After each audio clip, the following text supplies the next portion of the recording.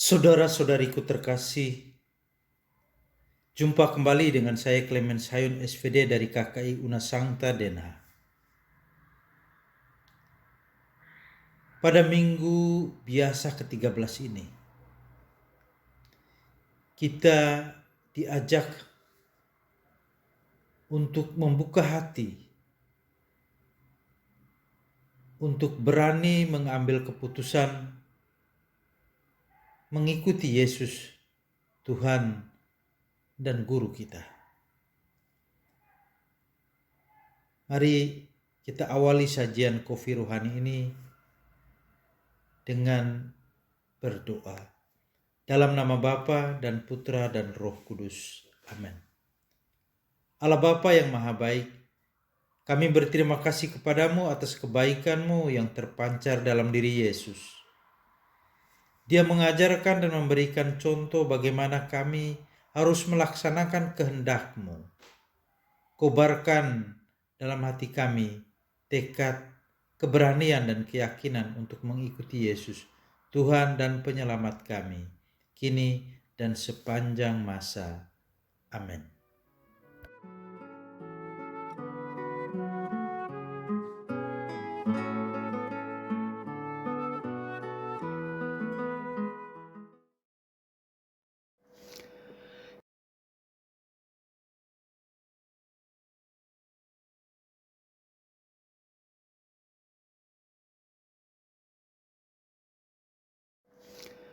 Inilah Injil suci menurut Lukas.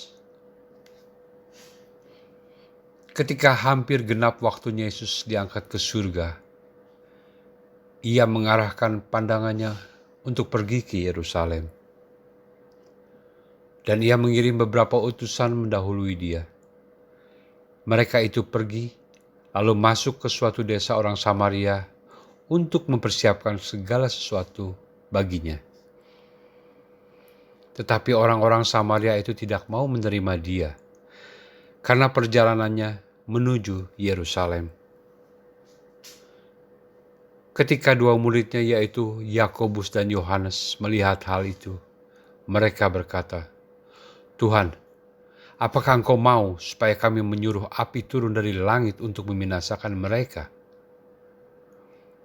Akan tetapi ia berpaling dan menegur mereka. Lalu mereka pergi ke desa yang lain. Ketika Yesus dan murid-muridnya melanjutkan perjalanan mereka, berkatalah seorang di tengah jalan kepada Yesus, "Aku akan mengikuti Engkau kemana saja Engkau pergi." Yesus berkata kepadanya,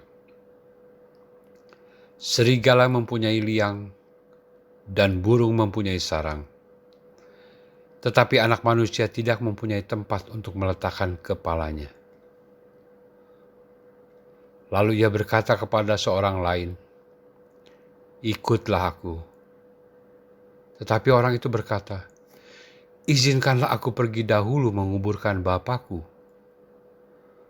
Tetapi Yesus berkata kepadanya, "Biarlah orang mati menguburkan orang mati, tetapi engkau, pergilah dan beritakanlah kerajaan Allah di mana-mana." Dan seorang lain lagi berkata, "Aku akan mengikuti Engkau, Tuhan, tetapi izinkanlah aku pamitan dahulu dengan keluargaku." Tetapi Yesus berkata, "Setiap orang yang siap untuk membajak tetapi menoleh ke belakang, tidak layak untuk kerajaan Allah." Demikianlah sabda Tuhan.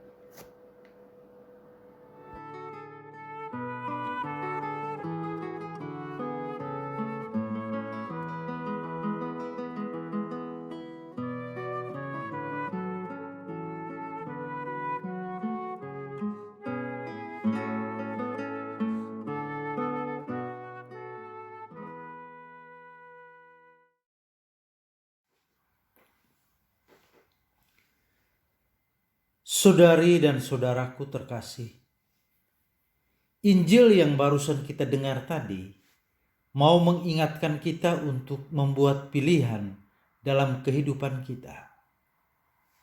Yesus tahu bahwa dia pergi ke Yerusalem dan di sana dia akan ditangkap, diadili dan disalibkan, tetapi akan bangkit dari kematian. Sekalipun Yesus tahu hal itu, biarpun ada rasa takut, tapi dia tidak menghindarinya. Ia tetap pada keputusannya. Dia tidak pengecut. Dia berani menghadapinya. Dia sungguh percaya bahwa dalam keadaan seberat apapun Allah ada bersamanya.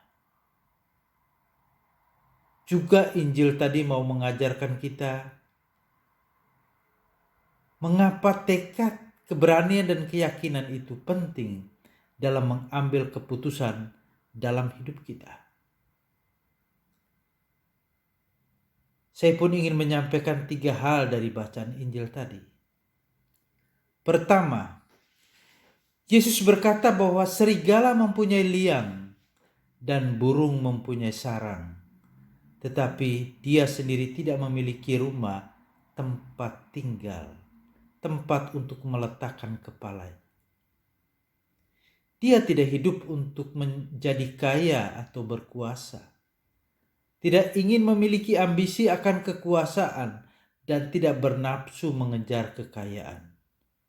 Dia hidup untuk Allah dan untuk manusia. Hal ini bukan bermaksud bahwa kita tidak memerlukan harta benda dan prestasi, tapi bahwa hendaknya pikiran dan hidup kita tidak melekat pada harta, materi, tempat, dan lingkungan tertentu. Hendaknya kita siap berbagi, rela beralih, tidak ingat diri, rela memberi, membantu yang susah. Yang kedua, soal ikatan kekeluargaan dengan orang tua, kakek dan nenek kita, dengan anak dan cucu, saudara dan saudari kita. Memang ikatan yang diberikan Allah kepada kita sendiri dalam ikatan darah itu penting. Tapi ikatan dengan Tuhan dan dengan sesama yang melaksanakan kehendak Allah jauh lebih penting, karena ikatan itu berlangsung selamanya hingga kehidupan kekal. Mereka akan menjadi saudara dan saudari sejati kita di surga. Ingat, Yesus juga pernah bilang, yang menjadi ibu, saudara dan saudariku ialah mereka yang mendengarkan firman Allah dan melaksanakannya. Ketiga, tentang mereka yang kita kasihi dan yang meninggal.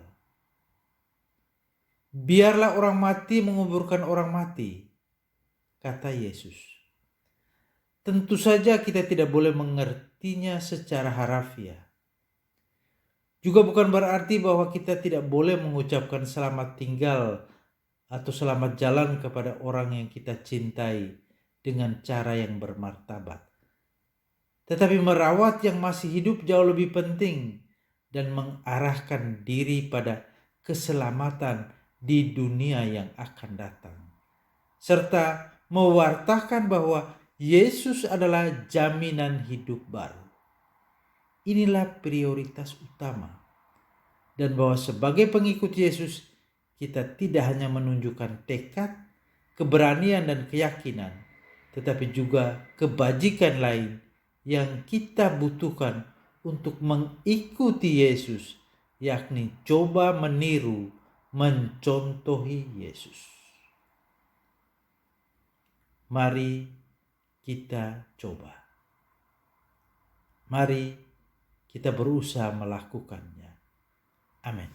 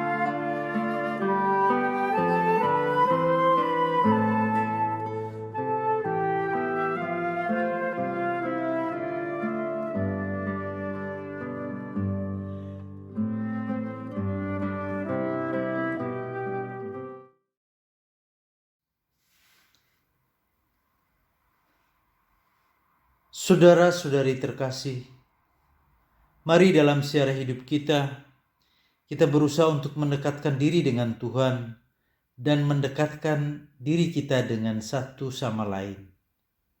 Sebagai saudara-saudari, seperjuangan dalam siara hidup kita di dunia ini. Dan kiranya kita melaksanakan kebajikan-kebajikan sebagaimana diajarkan dan dihidupi oleh Yesus. Semoga kita dikuatkan, dituntun, dilindungi, dan diberkati oleh Allah yang Maha Kuasa. Dalam nama Bapa dan Putra dan Roh Kudus. Amin.